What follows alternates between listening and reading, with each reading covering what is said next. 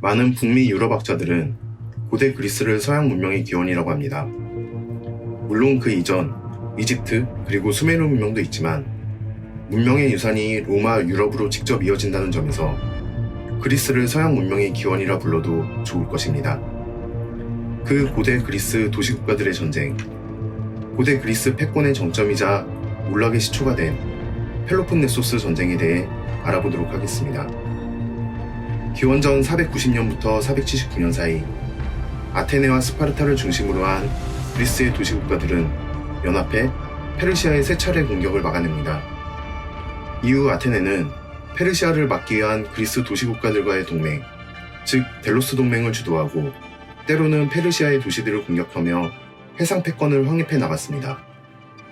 그러나 델로스 동맹에 동참하지 않았던 스파르타는 해상 무역과 동맹 도시들의 공납금을 통해 무섭게 성장하던 아테네를 보며 위기감을 느끼기 시작했습니다.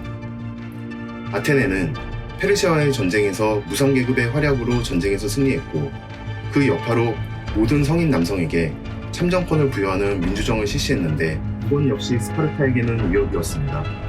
스파르타는 다수의 노예, 즉 헬로트가 생산을 전담하고 소수의 시민들이 군사를 담당하며 지배계급을 이루는 궁극 과도정이었기 때문에 아테네의 민주정이 그리스 전체로 확산될 경우 스파르타의 정치체제를 흔들 수 있기 때문이었습니다. 아테네와 스파르타의 갈등이 표면화된 것은 기원전 465년 스파르타에서 일어난 헬로트의 반란에서였습니다.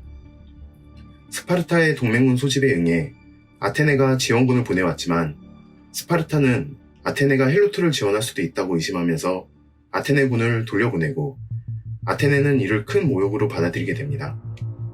이후 스파르타가 맹주였던 펠로폰네소스 동맹의 일원인 코린토스와 메가라 사이에 분쟁이 발생하게 되고 메가라가 펠로폰네소스 동맹을 탈퇴, 아테네의 델로스 동맹에 가입하며 아테네와 스파르타의 전쟁이 시작되게 됩니다.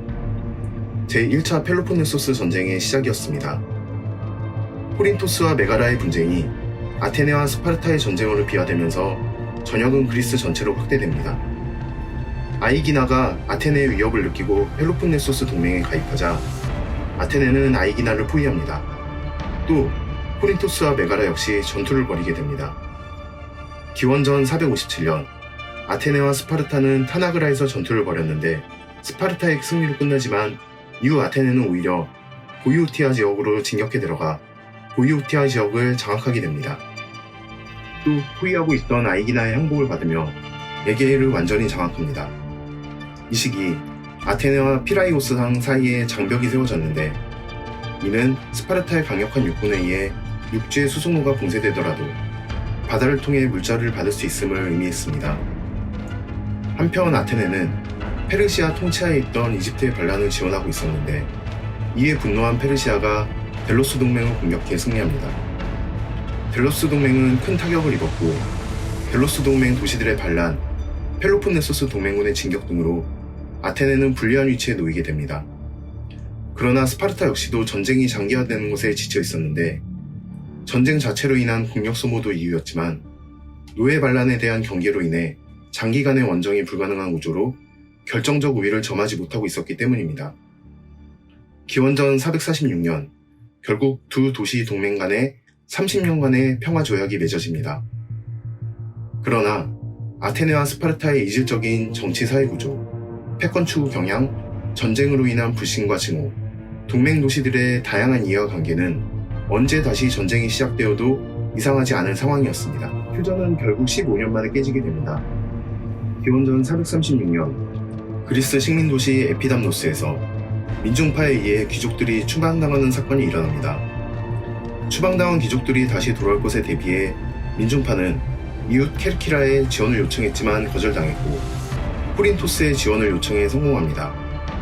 코린토스를 경계한 케르키라는 코린토스와 악티온에서 해전을 벌이고 케르키라가 승리하게 됩니다.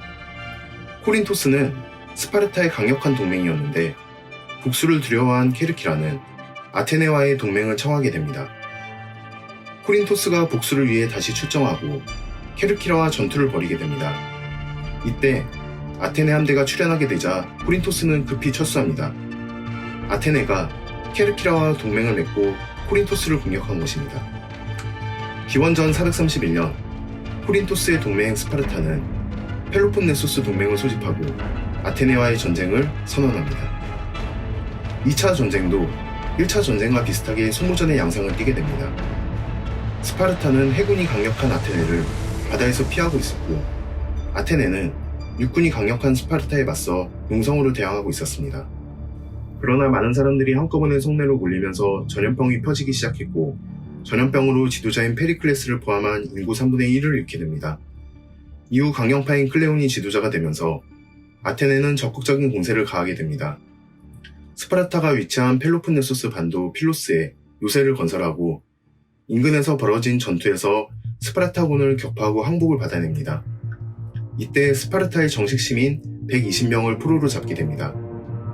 이것은 그리스 전체의 큰 사건이었는데 스파르타군이 항복을 하거나 포로가 된 일은 지금껏 없었던 것이었기 때문입니다. 그러나 이후 트라키아 전투에서 클레온이 전사하고 아테네가 패배하면서 기원전 421년 아테네의 온건파 지도자 니키아스의 주도로 50년 평화협정이 맺어집니다.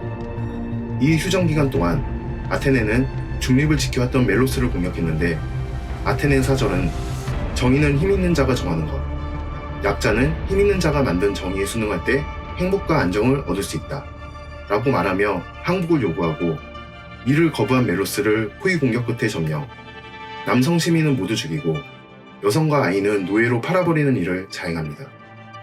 이 기간 동안 그리스 식민 지역인 시칠리아에서 세게티아와 스파르타의 동맹도시 시라쿠사 사이에 분쟁이 발생합니다.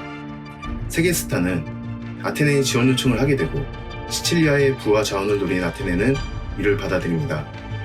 아테네는 온건파 니키아스, 주전파 알키비아데스, 백전노장 라마코스를 지휘관으로 해 시칠리아 원정에 나서게 됩니다. 그런데 출항 전날 군함의 행운의 표식인 헤르메스 신상을 누군가가 파괴하는 일이 발생하고 그 혐의를 알키비아데스가 받게 되는 상황이 벌어집니다. 이미 시칠리아로 떠난 알키비아데스는 본국의 소환 명령을 받게 되고, 억울함을 주장하던 알키비아데스는 스파르타로 망명해버리게 됩니다. 또한 라마코스마저 전사하고 니키아스가 병에 걸리게 된 상황이 벌어집니다. 아테네와 시칠리아의 상황을 스파르타로 망명한 알키비아데스가 누설하고, 스파르타는 동맹도시 시라쿠사의 구원을 위해 시칠리아의 군대를 파병하며 전쟁은 재개됩니다. 아테네 원정군은 장기간의 원정에서 기아와 질병에 시달렸고 펠로폰네소스 동맹군과도 마주해야 되는 상황이 되었습니다. 아테네 원정군은 철수를 결정하지만 시라쿠사 해군에 의해 아테네 해군이 격파당하면서 아테네 원정군이 고립당하고 결국 전투가 벌어지는데, 퇴로가 막힌 전투에서 패배하면서 7천여 명이 포로가 되고 200여 척의 함선, 4만여의 병력과 인력을 잃게 됩니다. 아테네의 괴멸적 패배였습니다. 그동안 강압에 의해 전쟁에 참여하던 동맹국의 반란이 시작되었고 스파르타의 아테네 공격이 시작되었습니다. 게다가 페르시아마저 스파르타를 지원하는 상황이었습니다. 기원전 405년 아이고스 포타모이 해전에서 아테네는 스파르타의 리산드로스에게 결정적인 패전을 당하고 기원전 404년 아테네의 항복으로 27년간의 전쟁이 끝나게 됩니다. 이후 테베와 코린토스 등 스파르타의 동맹국들은 아테네가 멜로스에서 한 것처럼 아테네를 완전히 멸망시키기를 원했지만 스파르타는 델로스 동맹과 함대 해체, 민주정 폐지를 조건으로 아테네를 존속시킵니다. 이는 테베와 코린토스 등 다른 도시들이 제2의 아테네가 되는 것을 방지하기 위해서였습니다. 전쟁은 스파르타, 펠로폰네소스 동맹의 승리로 끝났지만 그것은 상처뿐인 승리였습니다. 스파르타는 장기간의 전쟁으로 피로도가 극에 달해 있었고 무엇보다 제국을 유지할 정치, 경제적 능력이 없었습니다. 결국 그리스 도시들은 또다시 분열하다가 마케도니아의 알렉산드로스 대왕에 의해 점령당하게 됩니다. 펠로폰네소스 전쟁은 국제 패권 경쟁의 전형이라 할 수 있습니다. 최근 투키디데스의 함정이라는 표현이 쓰이고 있는데, 이는 새롭게 힘을 키워 패권을 노리는 세력이 패권 세력을 위협할 때 발생하는 긴장을 표현하는 단어입니다. 이런 상황은 이후 세계사에서 끊임없이 계속됩니다. 네덜란드와 영국, 영국과 미국, 미국과 소련, 미국과 중국 등 패권 경쟁의 역사를 고대 그리스에 비춰 바라본다면 더 깊은 이해를 할 수 있을 것입니다.